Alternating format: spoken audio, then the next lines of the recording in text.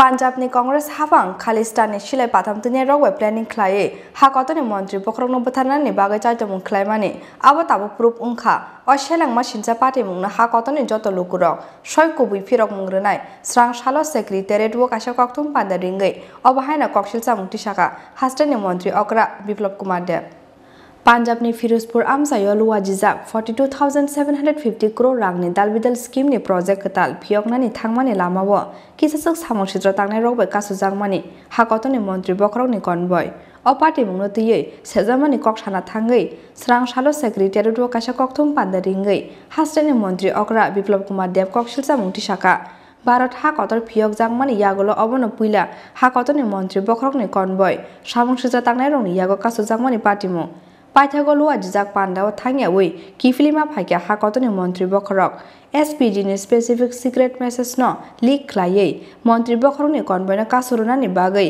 planning ख्लायमानि Punjab police फियाबा अ पार्टी मुं पाइथागो प्रुफ उंखा हाकतनि मन्त्री बखरंनो बोथारना नायमानि पार्टी मुंसे हनै फियाबा लुकुथुम पान्डाव बरक बांगे हनै पिरजाखा ताताल कक्तुमा फियाबा पान्जाब हास्टेनि सीआईडी थानी सगांगनो कक्तुमा तंगो मन्त्री बखरंनि लुकुथुम पान्डाव लाख काइसेनि सुलाय बरक बांनाय हनै हा कतनो साजैया सामुसिद्रा ख्लायनाय रक मन्त्री बखरंनि लांमानो सेकनानि बागै ख्लायमानि अ प्लेनिं पान्जाबनि कांग्रेस हाबां खालिस्तानि सिलाय पाथामतनि रगबाय प्लेनिं ख्लायै हाकतनि मन्त्री बखरंनो बोथारनानि बागै चाइतमुं ख्लायमानि आबो ताबुक प्रुफ उंखा अशेलांमा सिनसा पार्टी मुंनो हाकतनि जत लुकुरक सय कुबुई फिरं रनाय हनै माननीय प्रधानमंत्री जी पंजाबे যে র্যালিকে সম্বোধন করা এবং আবহাওয়ার যে বিপরীত পরিস্থিতি সেই বিপরীত পরিস্থিতিতে বাই রোডে সেই জনসমাগমের কাছে পৌঁছানো সেটা আগে থেকে পূর্ব নির্ধারিত ছিল এবং পাঞ্জাব পুলিশের এসএচও এবং ডিএসপি সিআইডি যে কথোপকথন একটি প্রতিষ্ঠিত টিভি চ্যানেলের মাধ্যমে কালকে পুরো দুনিয়াবাসীর কাছে উজাগর করা হয়েছে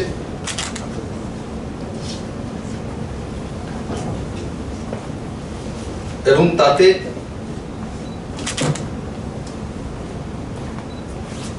এসপিজির মাধ্যমে সেটাও জানিয়ে দেওয়া হয়েছিল যে মাননীয় প্রধানমন্ত্রী যে রুট বদল করবেন না সেই রুটেই যাবেন তার জন্য রাস্তা পরিষ্কার করা পাঞ্জাব পুলিশের দায়িত্ব এবং যেটা বলা হচ্ছিল অপপ্রচার করা হচ্ছিল নেই জনসমাগম নেই লোক পৌঁছছিল না আগে থেকেই পাঞ্জাব পুলিশের কাছে সিআইডির কাছে তথ্য আছে যে সেই সভাতে 1 লাখের উপর ভিড় হতে যাচ্ছে অগ্রিম খবর পাঞ্জাব সিআইডি পুলিশের কাছে দ্বিতীয়ত যারা মাননীয় প্রধানমন্ত্রীর